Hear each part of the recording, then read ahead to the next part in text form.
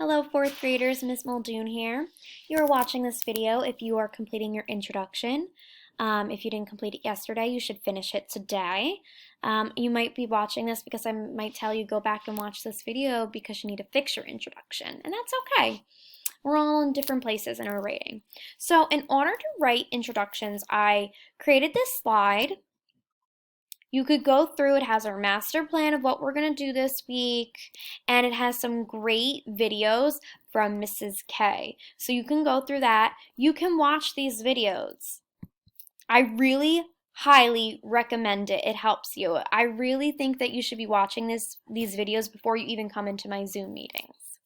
Okay, so you can refer back to that.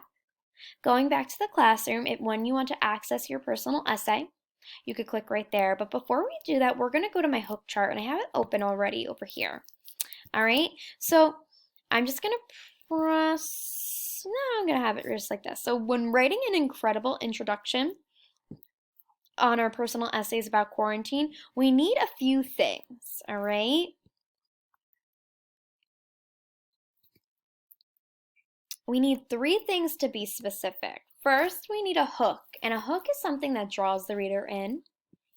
Our thesis, and this is what our writing is really about. This is our main idea of our essay.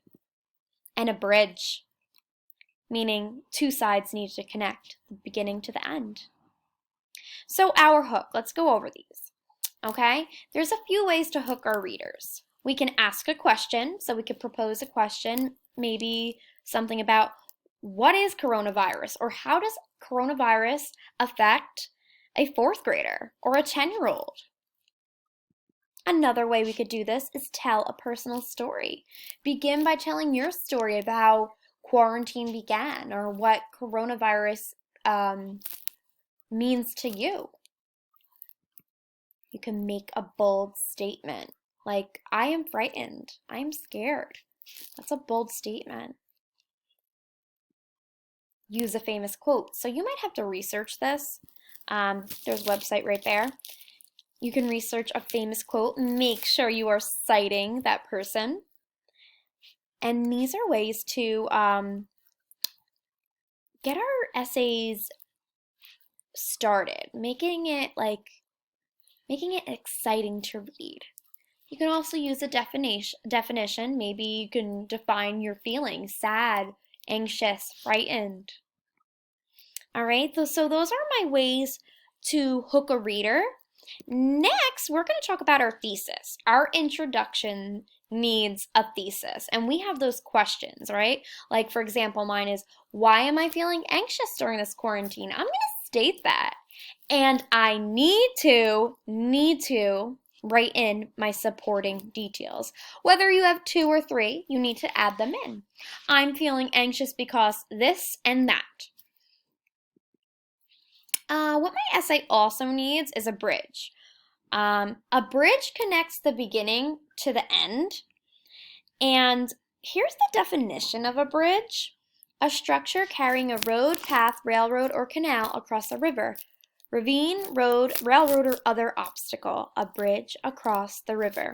So what that means is we're going to connect our bridge from the introduction to my body paragraphs to my conclusion.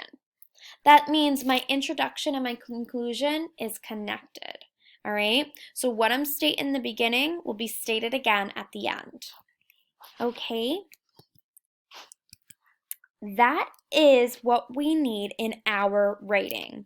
Now, in order to access my personal essay and to write, I'm going to click on my personal essay.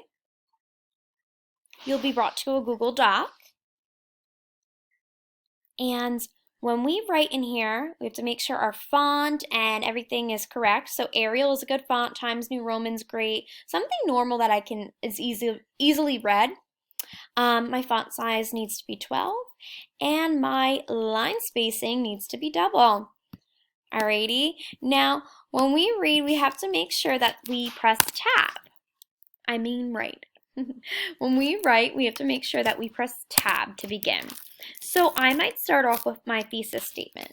Why am I feeling so anxious during this quarantine?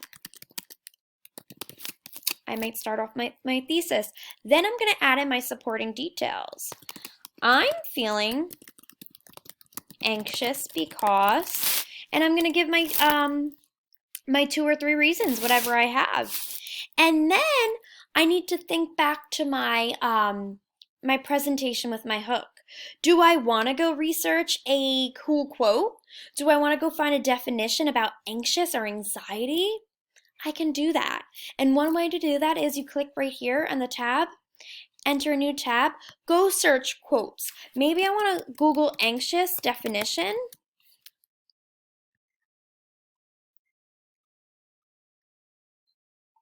And it's experiencing worry, unease, or nervousness, typically an imminent event or something with an uncertain outcome.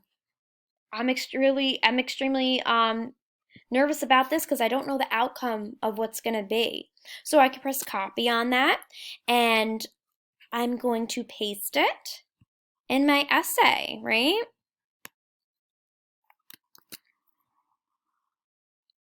And I could start off by saying the definition of anxiety is. Now I need to make sure that I know where my source came from. So I'm on dictionary.com, I believe. Yes. So I could say, make sure my font's all the same size. When you copy and paste, you gotta make sure you go back and fix. Even the color might change. There you go. Okay. This is one way you could do it, adding a definition.